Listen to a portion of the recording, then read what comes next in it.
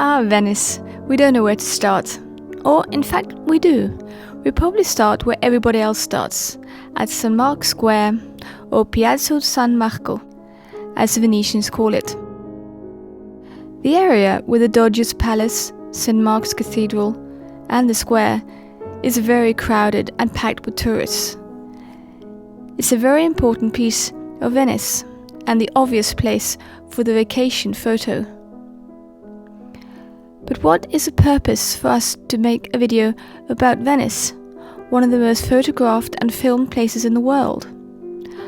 Our point in this video is that you don't need to go far away from St. Mark's Square to avoid the masses and the huge group led by busy guides with a flag on a long stick. If you go to the right corner of St. Mark's Square, when you have the cathedral behind you, you enter the beautiful Bacino Acceolo. Okay, this is where you find Hard Rock Cafe in Venice, and you can start your gondola tour here. So there are some crowds here as well. Several gondolas have their starting point in this small basin. This is also the starting point for a walk where you can be almost alone. Explore the small alleys west of St. Mark's Square. Here you pass narrow streets, small canals, private homes, small boutiques, and even the opera house in Venice, the Teatro La Venice.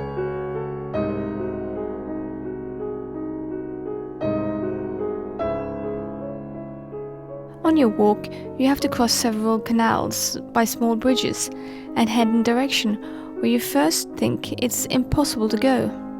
But then you round the corner just to find another small walkway, followed by another small bridge, and suddenly you're in Campo Sant'Anzolo, a beautiful new piazza with several nice restaurants, still away from the crowds.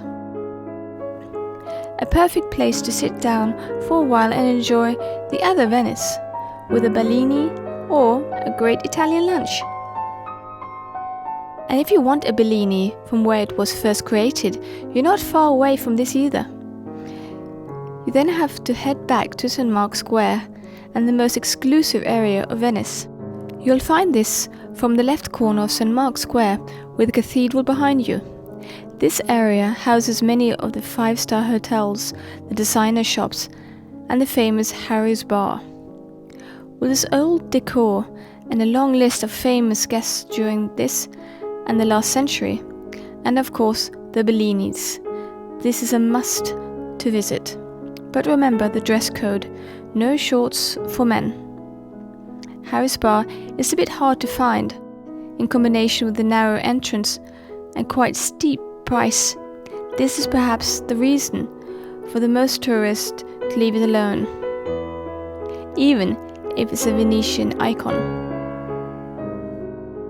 If you want to experience a bit of everyday Venice, take the Vaporetto, the water bus, from the station right outside Harry's Bar and head up the Grand Canal to the Rialto market. This is where many of the chefs of Venice collect their daily produce. You have to be here quite early to experience the fish market. Later in the afternoon, only the fruits and vegetables vendors are left. Since the purpose of this video still is to avoid the tourist masses, the area north of the Rialto Bridge is quite quiet after the fish market closes. All the narrow streets and small squares are almost empty. But tourists or not, when you're in Venice, you have to make an exception and go to the top of the Rialto Bridge and enjoy the view of the Grand Canal. It's amazing to watch all the traffic from the gondolas, taxi boats and vaporettos to all the different utility boats doing their daily work, and even a high-speed police boat rushing through. The restaurants along the Grand Canal on the northern side of the Rialto Bridge are less crowded and a nice spot to have a break, a drink or some food, and enjoy both the bridge and the atmosphere. From here you can also go for a canal tour in a gondola.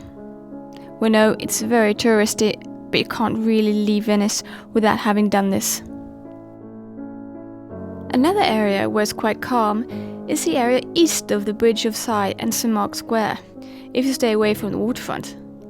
The best way to enter this area is to the left of St. Mark's Cathedral and cross the bridge facing the Bridge of Sighs from the other side.